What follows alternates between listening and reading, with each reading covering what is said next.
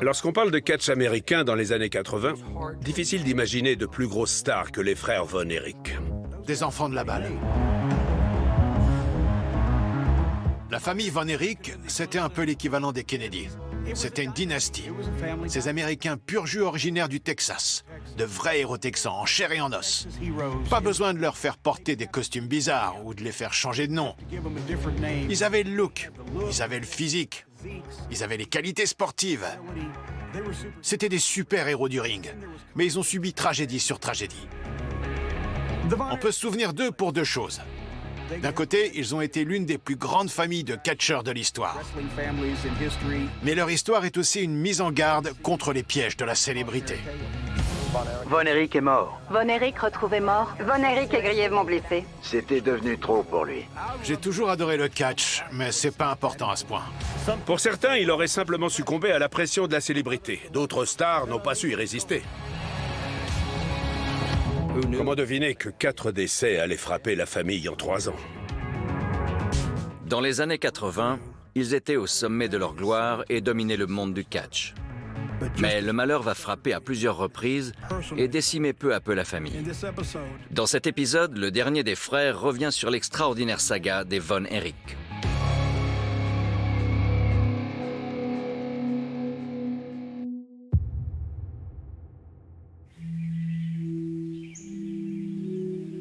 J'avais envie d'arrêter le catch.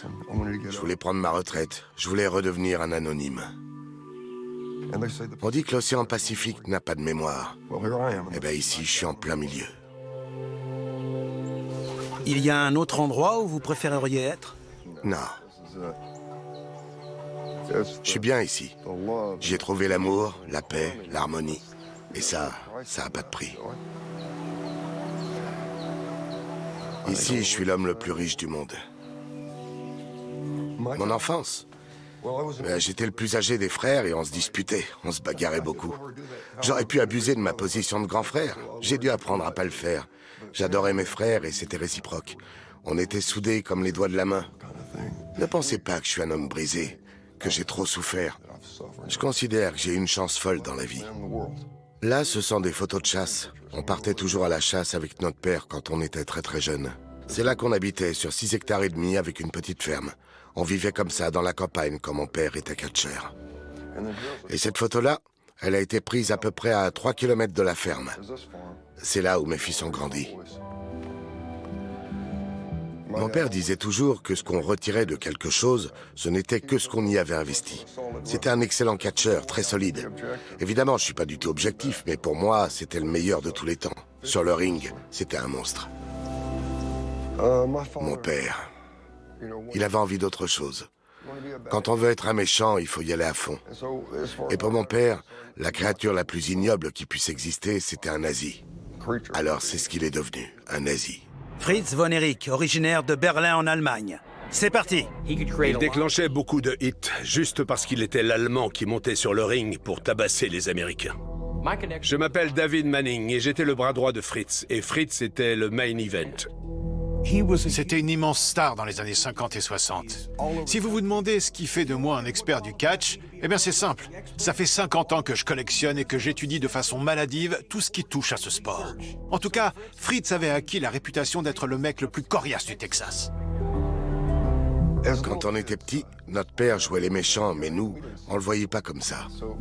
Du coup, pour nous, c'était la torture de regarder ses combats. Si le public applaudissait, c'était forcément mauvais pour lui, parce que c'était très certainement le catcheur le plus détesté de tous. Alors un des frères regardait pendant que les autres se couvraient les yeux et les oreilles pour ne pas voir. Et puis celui qui regardait disait « Papa est en train de gagner ». Alors on pouvait regarder. On était vraiment à fond. Fritz avait aussi développé l'Iron Claw. Fritz lui a fait l'Iron Claw avec une force que seul lui possède. L'Iron Claw, c'est une prise que mon père a inventée. Le plus dingue, c'est qu'après des années et des années à s'entraîner, ça peut devenir très, très efficace. Il suffit d'attraper la tête du type et de serrer fort au niveau des tempes avec sa paluche. Et c'est tout. Je m'appelle David Meltzer. Je suis le rédacteur de la newsletter du Wrestling Observer depuis 1982, donc en gros toute ma vie. Fritz Von Erich voulait en fait arrêter le catch et s'occuper de sa famille, ne plus voyager autant. À cette époque-là, l'objectif de tous les catcheurs, c'était d'acheter une structure, de devenir promoteur. C'était comme ça qu'on pouvait bien gagner sa vie. Fritz avait un grand bureau, c'était le boss, c'était le promoteur de la WCW. C'était un excellent businessman. Quasiment tous les catcheurs qui étaient devenus promoteurs avaient envie que leurs fils soient de grands catcheurs, qu'ils soient les stars de la nouvelle génération. Je crois que même lui ne se rendait pas compte qu'il deviendrait de telles stars. On est devenu catcheurs parce qu'on voulait suivre les traces de notre père. Je suis un enfant de la balle. Ce qui était génial dans le fait d'être frère, c'est qu'on se connaissait parfaitement bien. C'était magnifique. Ça devrait même être illégal, tellement ça nous donnait un avantage sur les autres. On communiquait sans se parler. C'était parfait. Les garçons avaient fait quelques combats, acquis un peu d'expérience, ils avaient le look, le public les connaissait, et tout à coup, ils se sont mis à passer à la télé. Ce sont devenus des stars, ils étaient super célèbres. On avait une émission de catch qui passait le dimanche matin et elle cartonnait. Ils présentaient ça comme un événement sportif. On voyait les caméramens, les mecs du son directement sur le ring pendant les enregistrements. Les gens étaient là, mais qu'est-ce qu'ils font là? Parce qu'aucune autre promotion ne faisait ça. Sans le savoir, on a fait ce qui allait être l'avenir du catch. Une bande dessinée était sortie dans laquelle des méchants tentaient de conquérir l'univers et on faisait appel au Von Erich parce qu'on avait le cœur pur. On arrivait, on faisait le ménage dans l'espace, on éliminait la racaille. Les filles étaient folles d'eux.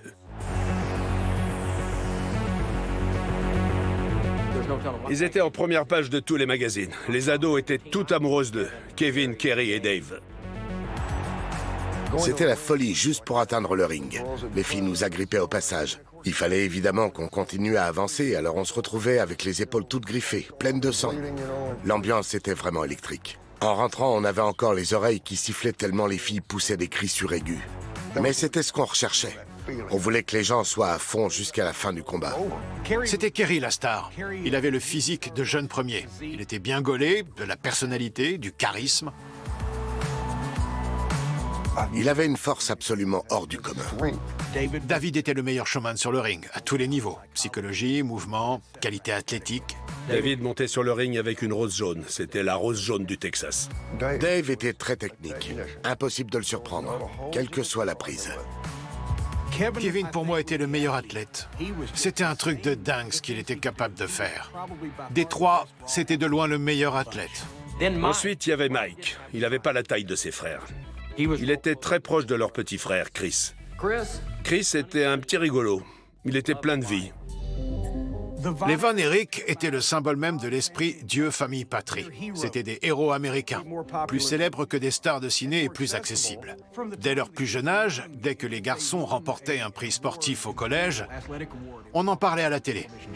Ils avaient leurs photos dans des magazines de catch, en train de chasser ou de pêcher sur le lac Dallas avec leurs stars de père. Ils ont grandi de façon publique, ils ont grandi à la télé. C'était une pression énorme. C'est vrai, on faisait très propre sur nous, mais les gens se rendaient aussi compte qu'on était humains. Ils voyaient bien qu'on avait tous un bon fond, qu'on avait de bonnes intentions et qu'on avait l'air authentique. On était une famille, on s'aimait les uns les autres et on considérait nos fans comme des êtres humains et pas comme des machines à fric.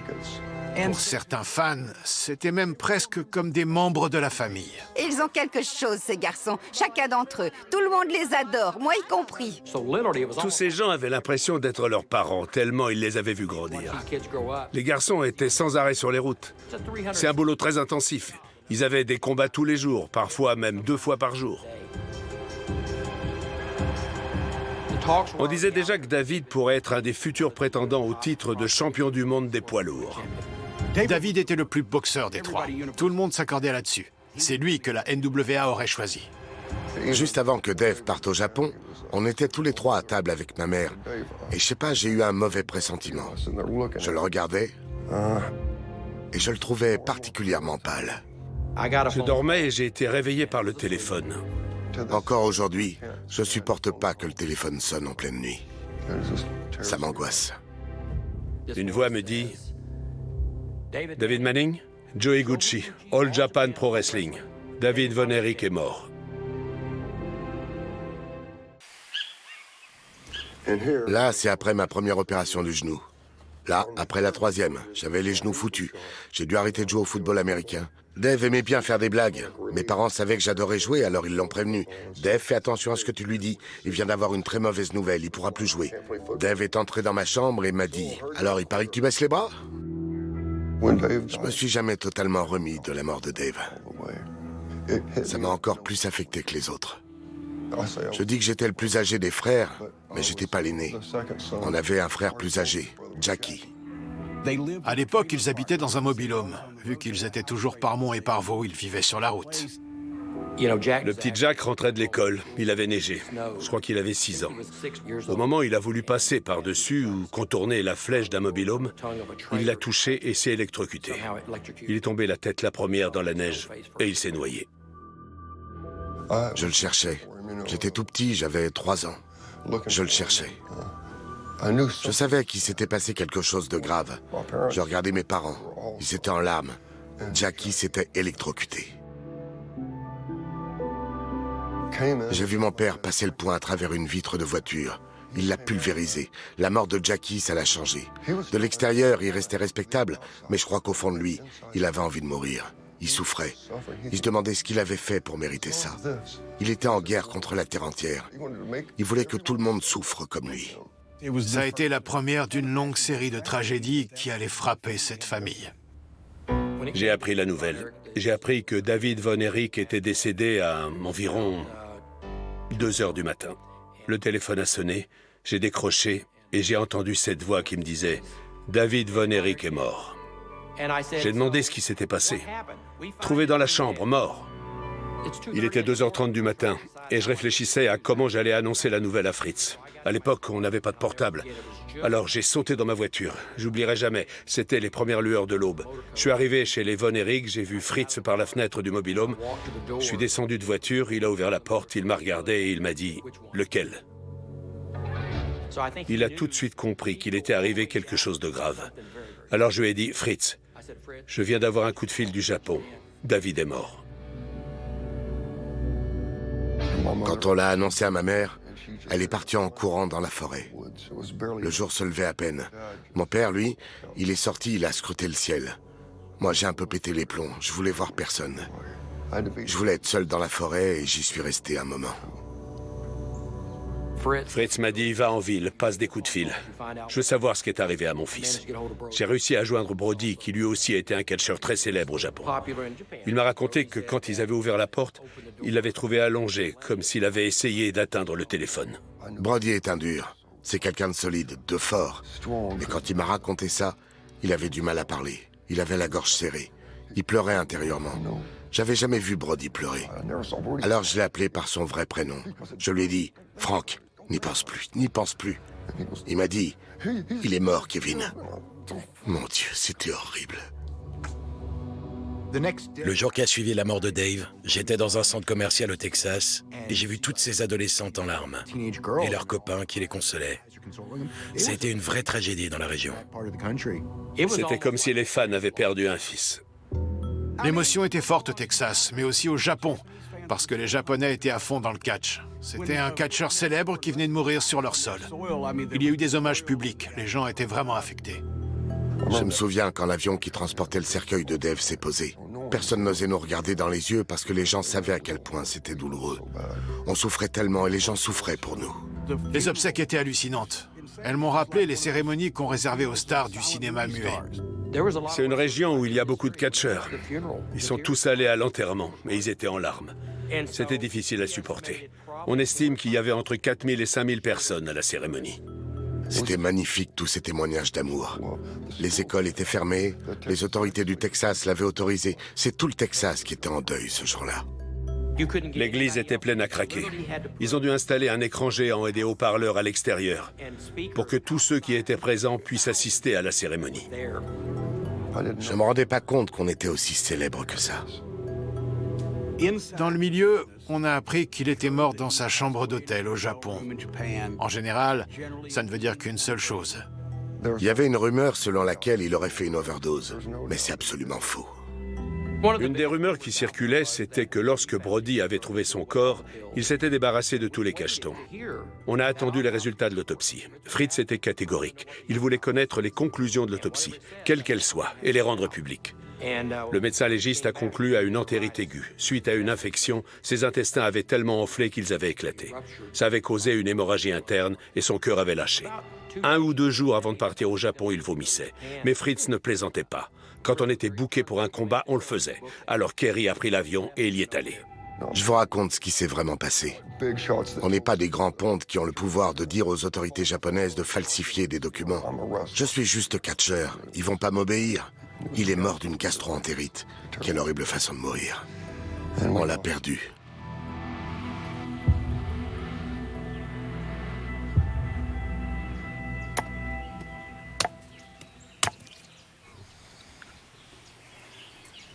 On finit tous par mourir. Mais on fait de notre mieux. On fait de notre mieux en attendant que ce jour vienne. On a demandé à un type qui s'appelle Glenn Gorza et qui avait écrit Heaven Needs a Champion d'écrire une chanson qui disait qu'un main event se préparait au paradis et que Dieu avait rappelé David Von Erich pour en être la star.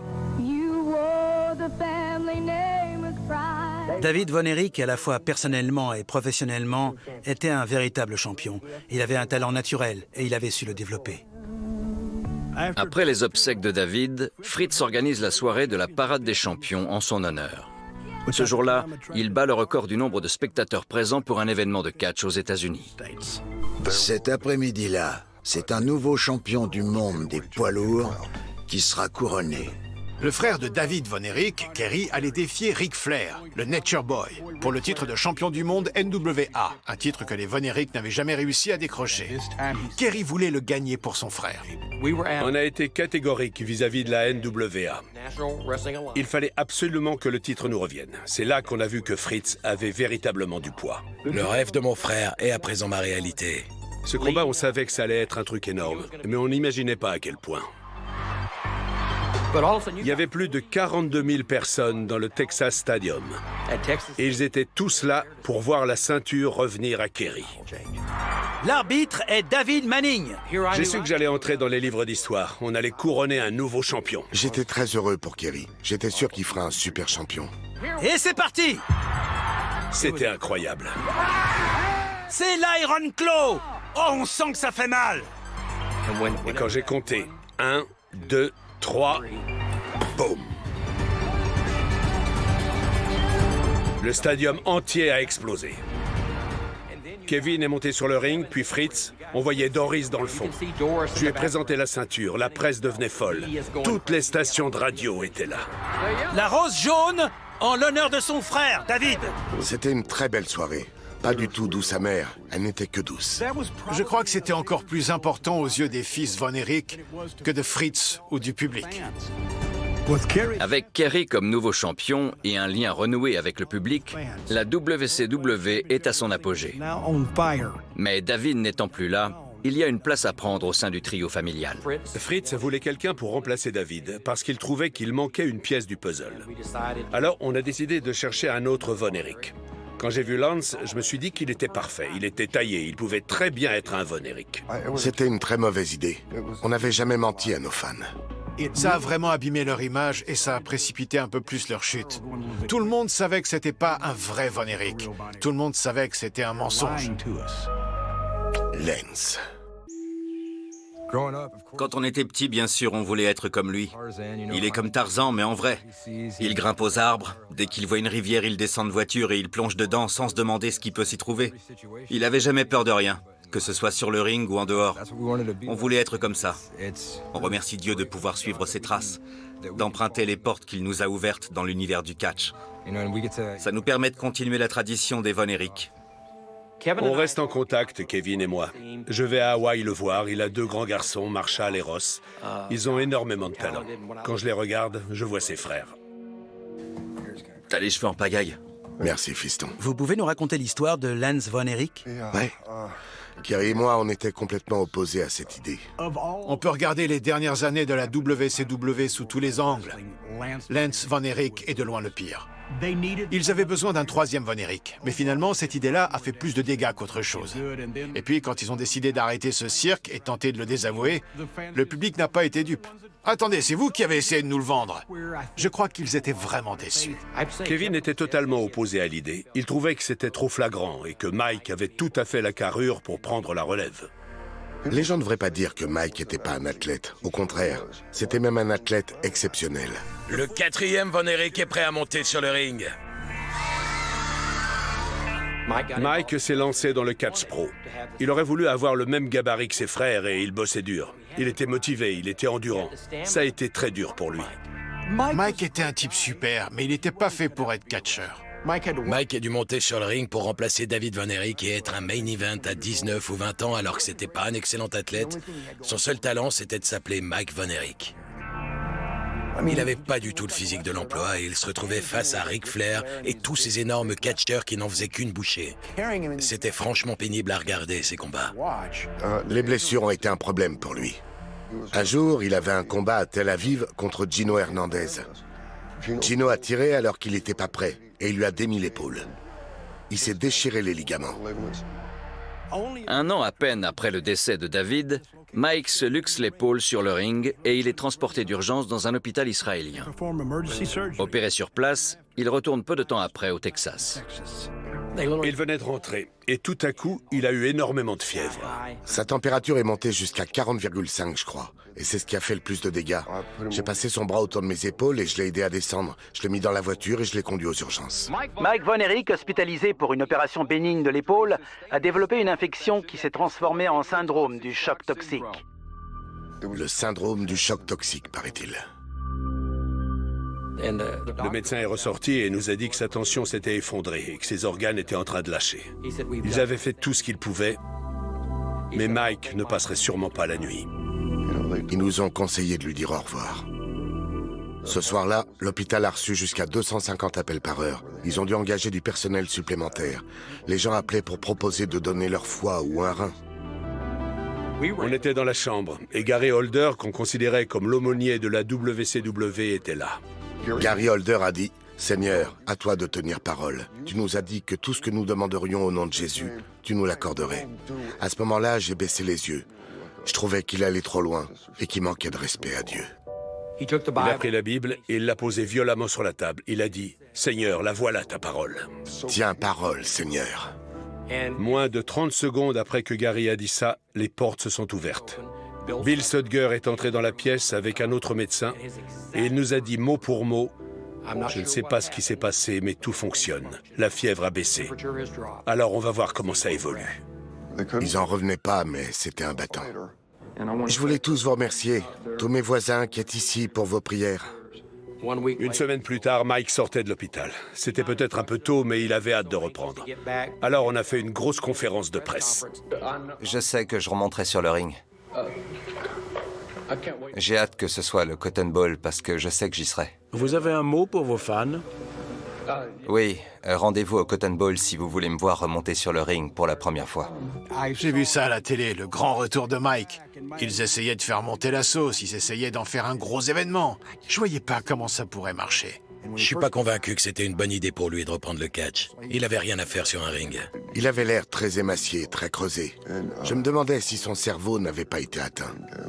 Un jour, il s'en est pris à un feu rouge. Une autre fois, à une voiture stationnée. Il avait des accès de colère. Il n'y avait personne dans la voiture. Ils voulaient toujours que ça finisse en happy end. Ça marche quand c'est scénarisé. Mais dans la vraie vie, c'est pas quelque chose qu'on peut contrôler. Ça marche pas comme ça. Ce qu'il faut pas oublier, c'est que quand Mike a débuté, ses frères étaient déjà des superstars. C'était beaucoup de pression sur ses épaules. C'était un rôle énorme qu'on lui demandait de reprendre. Tôt ce matin, Mike Von Erich a été arrêté pour conduite en état d'ivresse et possession de marijuana. L'avocat de la famille Von Erich assiste Mike jusqu'à sa sortie de prison. Il sera le dernier à le voir vivant. Mike a raté un combat et chez les Von Erich, ça n'arrivait jamais. Je me souviens de cette nuit. Je me demandais où était Mike, ce qu'il avait en tête. Ils ont lancé un avis de recherche. La police était mobilisée. Et c'est 2 ou 3 jours plus tard qu'on l'a retrouvé. Une nouvelle tragédie frappe de plein fouet la famille Von Erich. Mike avait disparu depuis samedi. Il aurait été déprimé après avoir été arrêté la veille. Alors que ses parents et ses frères sont là, les pires craintes de sa famille se confirment. Le catcheur Mike Von Erich est mort. Il aurait lui-même mis fin à ses jours. Overdose de médicaments. Quelle tristesse. On était tous fous de chagrin. Dave et maintenant Mike. Je pensais pas que ça allait m'émouvoir à ce point. Je suis peut-être Je suis fatigué. C'est difficile. Est-ce que ça vous embête si je fais une autre pause de 10 minutes? Non, non, bien sûr. C'est éprouvant. De nouveau, un autre frère est amené à prendre la relève sur le ring. Le pire dans tout ça, c'était de faire combattre Chris Von Erich. Il avait des problèmes de santé. Alors bien sûr, il voulait être comme ses frères. C'était ses idoles. Kevin aidait Chris à s'entraîner, mais il était obligé de travailler 10 fois plus que ses frères. Il n'avait pas le même physique qu'eux. Il voulait à tout prix devenir catcheur. Mais c'était impossible. Pour des légions de fans, les Von Erich sont de véritables héros. Mais les tragédies à répétition entament leur image. Il ne leur reste qu'une dernière carte à jouer pour la préserver. Mes frères m'ont appris le catch, et moi je leur ai appris à manger. Mike était vraiment quelqu'un à part. T'as pas assez mangé? Non, ça c'est pour papa. On a tourné une pub tous les trois et on a travaillé toute la nuit. Pour blaguer, Kerry avait mis tous ses produits pour les pieds sur mon étagère. J'avais rien remarqué. Ça, là, c'est un cadeau d'un fan. Une très vieille photo. On adorait nos fans et encore aujourd'hui, ils restent extrêmement loyaux. On voulait être des gens bien, des modèles pour les jeunes. Mais après la mort de Dave et celle de Mike, on avait l'impression de les décevoir. C'était très dur. C'était le 3e décès qui frappait la famille. Mais comme c'était des gens très croyants, tout le monde se disait « Mais enfin, s'ils sont si croyants que ça, comment ça se fait qu'il leur arrive tout ça ?» Je dis pas que les gars ne croyaient pas en Dieu et n'étaient pas pratiquants. Mais en dehors du ring, ils n'étaient pas forcément toujours irréprochables. Je dis pas qu'ils terrorisaient la population. C'était surtout à eux-mêmes qui faisaient du mal. Mais ils avaient tellement cette image de la famille américaine modèle, des bons Texans qui croient en Dieu et tout ça, que quand on a appris toutes ces histoires d'arrestations, de suicides, d'overdoses, de cachetons, etc., tout ça couvert par les médias locaux, le Dallas Times Herald, les télés locales, eh bien, on voyait bien que le public les délaissait de plus en plus. En 86, c'était d'énormes superstars, mais en 88-89, ils étaient déjà plus ou moins has-been. Après tant de tragédies, et pour tenter de redorer l'image de la famille, le plus jeune fils de Fritz, Chris, monte sur le ring pour prendre la relève de ses frères disparus. Je crois que Chris s'en voulait. Il mourait d'envie d'assurer la relève de ses frères, mais vu sa taille, c'était quasiment impossible. Ce dont je me souviens surtout à propos de Chris, c'est que c'était une petite star. L'objectif, c'était de trouver un moyen pour que Chris puisse participer au combat. S'il devait passer professionnel, je voulais qu'il ait une technique irréprochable au sol, qu'il connaisse toutes les feintes, tous les contres, que ce soit un fin technicien. Il aurait jamais dû faire du catch à cause de son physique, de sa taille. Et en plus, il avait de l'asthme. Il avait les os fragiles à cause de son traitement pour l'asthme. C'était très dur pour lui. Il pouvait avoir autant de muscles qu'il voulait. C'était juste esthétique. Il faut avoir de l'agilité, de l'explosivité, de l'équilibre et tout ça. Malheureusement, il l'avait pas. Un jour, Chris s'est cassé le bras. Il pouvait plus s'entraîner. Ça a été un coup dur pour lui. Kevin était avec lui chez leurs parents, à se reposer. Chris était très affecté, déprimé. Il m'avait prêté son magnétoscope et ce soir-là, il m'a appelé à 00h30 pour que je lui rende sur le champ. J'ai répondu, enfin Chris, ça peut attendre demain. Je te le rendrai demain matin. J'ai entendu son 4x4 faire une fois ou deux le tour de chez moi et puis repartir. Je savais qu'il y avait un endroit sur la colline où il aimait bien aller. Alors je suis monté le rejoindre. Il était là, seul. Je lui ai demandé ce qu'il faisait là, tout seul dans le noir. Il m'a répondu, « T'as pas lu mon mot ?»« Non, pourquoi? Qu'est-ce que tu vas faire? Tu vas te suicider? Allez, arrête un peu, fais pas de bêtises, d'accord? » Il m'a répondu, « Non, t'en fais pas, Kevin, promis. » Je l'ai cru. Je suis retourné chez mes parents et j'ai demandé à mon père s'il avait trouvé un mot qui parlait de suicide.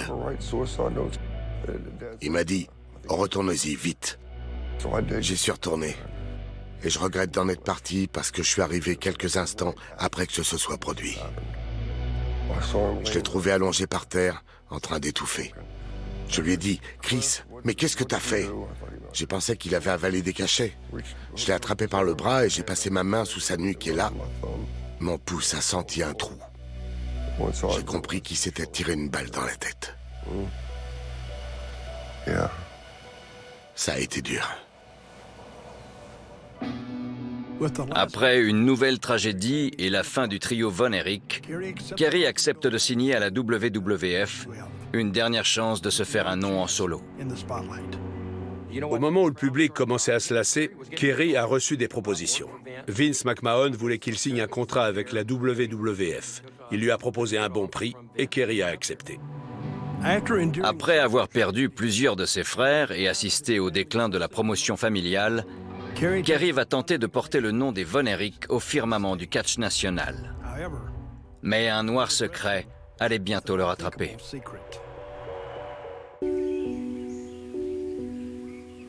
C'est une photo de classe. Il était très mignon, petit. Vous étiez très curieux quand vous étiez petit. Vous étiez très actif. Kerry et moi, on n'arrêtait pas de faire les fiers à bras. On prenait des risques sans arrêt. Ouais. Grâce à un contrat juteux avec la WWF, Kerry a l'occasion de redorer le nom des Von Erich. Mais un noir secret est sur le point de le rattraper. Kerry avait un combat ce soir-là à Austin ou un truc comme ça. Et puis j'ai reçu un coup de fil. Il avait eu un accident. Sa vie n'était pas en danger, mais sa jambe était bien touchée. Kerry était à moto et il est rentré dans une voiture de police en stationnement. Rick Hazard l'avait vu et il m'a raconté que sa cheville était en sale état. Comme si un alligator l'avait mâchouillé. Ils ont décidé de l'amputer. J'aurais jamais cru que ça puisse rester un secret. Fritz a dû penser que si c'était rendu public, Kerry passerait pour un faible, surtout après les autres tragédies. Alors ils ont décidé de cacher son amputation du pied. Il m'a fait promettre de ne pas en parler. On a tous promis. Et quand on se promettait un truc, c'était comme si on prêtait serment. On voulait pas trahir Kerry, parce que je sais qu'il en avait honte. Dans son esprit, il se voyait comme un imposteur. Vous savez, la blessure que j'ai eue à la jambe, c'était très grave. On a presque dû m'amputer. Mais aujourd'hui, ça va beaucoup mieux. Je reprends des forces. On a tous juré de ne pas en parler pendant 5 ans. Kerry était capable de faire tout ce qu'une personne parfaitement valide était capable de faire. Ça aurait été une preuve de sa force, au contraire. J'étais fier de Kerry. Non seulement il a réussi à revenir au meilleur niveau, mais il était impressionnant. Ils auraient pu s'en servir pour montrer sa détermination. Ça aurait été une belle histoire. Peut-être qu'il l'aurait mieux vécu. Au lieu de ça, c'était une chose de plus qu'il fallait cacher. Une chose de plus qui devait le travailler. Je serai jamais à 100% de mes capacités. Je ne pourrai jamais faire la fierté de mon père. En signant avec une fédération nationale comme la WWF, Kerry n'est plus qu'un catcheur anonyme parmi les autres. Il se dit alors qu'une nouvelle identité pourrait relancer sa carrière. Vince a signé Kerry Von Erich, le moderne des Warriors. C'était une grande star à l'époque. Il avait encore le physique, mais le présenter au public national à ce moment-là de sa carrière, alors qu'il était limité physiquement, c'était plus pareil. Alors Vince lui a dit de changer de nom, de ne plus faire l'Iron Claw. Ils l'ont surnommé le Texas Tornado. Et ils ont complètement abandonné le nom de Kerry Von Erich, alors que c'était justement ça son seul atout. À cette époque-là, il se passait pas mal de choses qui étaient tout sauf secrètes. Tout le monde savait qu'il avait pas mal de problèmes de drogue. Il n'était pas du tout heureux. Kerry avait du mal à gérer la célébrité. Il sortait toujours avec des gens du showbiz, alors que moi, j'étais plutôt famille. C'est d'ailleurs sûrement ce qui m'a sauvé, j'en suis sûr même. Alors que Kerry se droguait, on le savait tous. Quand il a eu l'accident, ils lui ont tout de suite donné des cachetons. Ils l'ont shooté avec des analgésiques. Il les gobait par poignées. Et ça ne s'est pas bien terminé pour lui. Il était en liberté conditionnelle après une histoire de drogue et il a de nouveau été arrêté. Il a eu peur de finir en prison. Il est allé voir sa femme et il lui a dit « Si je vais en prison, promets-moi qu'à ma sortie, tu seras là à m'attendre. » Elle a refusé de lui promettre. Il parlait toujours de Chris avec de l'admiration dans la voix. Il disait « Il fallait avoir du cran pour faire ce qu'il a fait. » C'est plutôt flippant d'entendre quelqu'un dire ça. Il m'a dit qu'il allait se suicider. Moi, j'étais là. Non, Kerry, tu peux pas me faire ça. Il m'a répondu, qu'est-ce qu'on fait alors? On va trouver une solution, mais en tout cas, on va pas mourir. Tu sais quoi, Kerry? Toi et moi, on devrait partir en Alaska. On devrait prendre nos fusils et partir chasser les ours polaires. 6 tentatives chacun. Je pensais que ça nous ferait du bien de nous retrouver tous les deux. Et il n'y avait pas de dealer là-haut. Ce serait parfait. Je regrette qu'on soit pas parti en Alaska avec nos fusils. Dans la matinée du 17 février 1993, le jour où Kerry doit paraître devant la cour pour connaître les chefs d'inculpation contre lui, il part en voiture rejoindre le ranch de son père. J'ai appelé mon père qui m'a juste répondu « Pas maintenant, je suis occupé ». Il était en train de couler du béton. Je voulais lui dire que Kerry n'allait pas fort, qu'il venait chez lui et qu'il fallait qu'il le retienne jusqu'à ce que j'arrive. J'ai essayé de le joindre 1 ou 2 fois, et j'ai pas pu lui parler. Fritz continuait à couler son béton. Kerry est arrivé, s'est approché de lui, l'a serré dans ses bras et lui a dit « Je t'aime, papa. Je t'aime très très fort. » Et puis il est monté dans sa Jeep et il est parti. Au bout d'un moment, il a commencé à se demander où il était parti si longtemps. En vérifiant, il a découvert que son pistolet avait disparu. Le calibre 44 qu'il avait offert à papa pour la fête des pères. Il est parti dans le bois et à un endroit, il y avait une clairière. La Jeep était garée là. Avec un seul gant posé sur le siège. Fritz a compris ce qui se passait.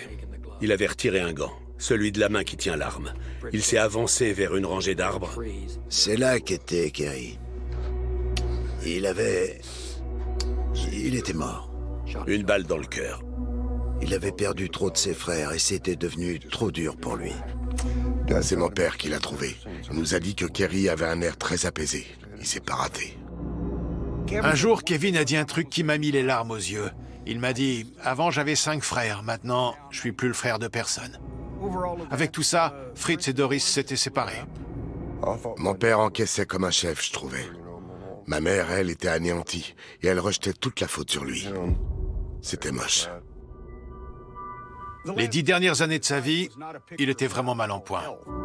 Il n'aurait jamais imaginé qu'il enterrerait 5 de ses 6 fils. Papa, tu racontes l'histoire du jour où papy t'a menacé avec un flingue? Ouais, à la fin de sa vie, il avait un cancer du cerveau. Parfois, ce qu'il disait m'inquiétait.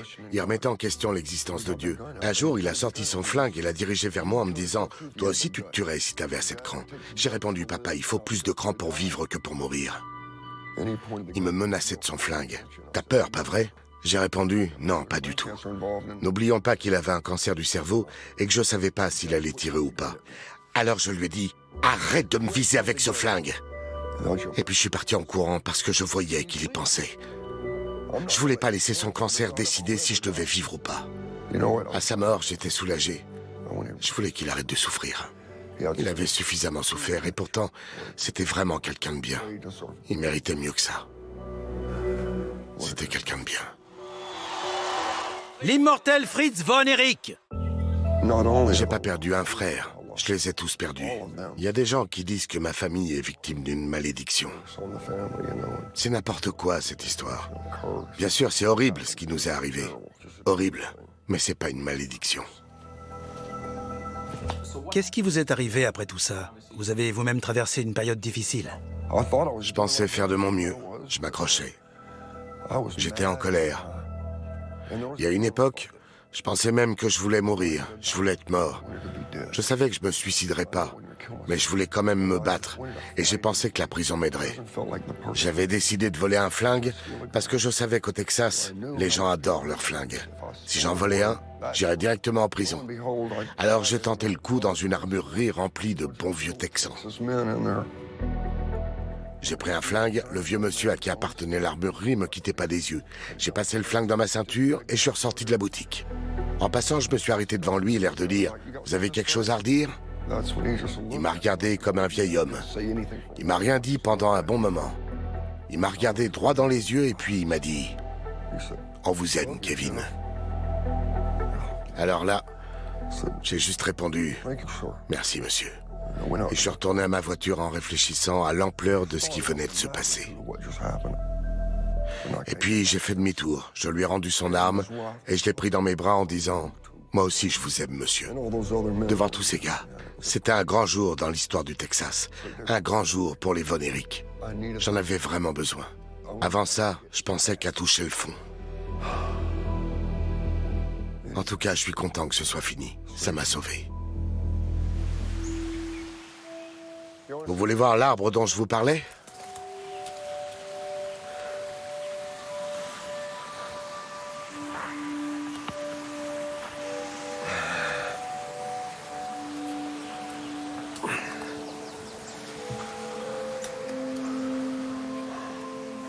Voilà, c'est mon bureau, l'endroit où je travaille. C'est ça, votre bureau? Ouais, c'est mon transat pour glander. Vous venez souvent? Tous les jours? J'essaye. Si je peux, je viens tous les jours. En tout cas, j'essaye. Je changerai ça pour rien au monde. J'y trouve une sérénité que j'avais jamais éprouvée. Plus on est seul, et plus on se sent proche de Dieu. En tout cas, c'est comme ça que je le ressens. Si je fais de la plongée de nuit et que je descends au fond de l'océan, j'adore éteindre ma lampe et rester là sans bouger. On a l'impression d'être loin, mais en fait, on n'est jamais loin. Dieu est là, tout près. Je le sens. Et j'adore ça. Coucou ma puce. Coucou toi. Les enfants de Kevin, je les connais tous. Ils ont eux-mêmes des enfants. Toute ma vie, ce que j'ai cherché, c'est être en paix. Et je le suis enfin. Je remercie le Seigneur. J'ai jamais été aussi heureux et serein. Il y a toujours des enfants en train de jouer ici. Et il n'y a pas de meilleure façon pour donner de la vie. Il a traversé tellement d'épreuves. Maintenant, il vit dans un environnement très paisible, au milieu de la nature et des animaux. Il se sent vraiment bien, vraiment chez lui, et il adore ça. J'ai eu la chance de me rendre compte que la seule chose qui dure, c'est la famille. On retrouve un peu de Kerry dans Ross. Chez Marshall, on retrouve un peu les qualités athlétiques de Kevin et le gabarit de David. Et chez les deux, on voit les Von Erich. Alors qui sait? Peut-être que la saga continue. Kevin prend officiellement sa retraite le 17 juillet 2017. Ce jour-là, il dispute son dernier combat aux côtés de ses deux fils en Israël, où le nom des Von Erich continue d'être célébré. J'ai fait des combats devant des stades pleins à craquer. J'ai été l'invité d'honneur, j'ai été une célébrité. J'ai eu tout ce que tout le monde pense vouloir. J'ai connu tout ça. Mais ça n'a rien d'épanouissant parce que c'est creux. Le bonheur, c'est de dîner en famille. C'est le rire des enfants. C'est la joie. Voilà la vérité.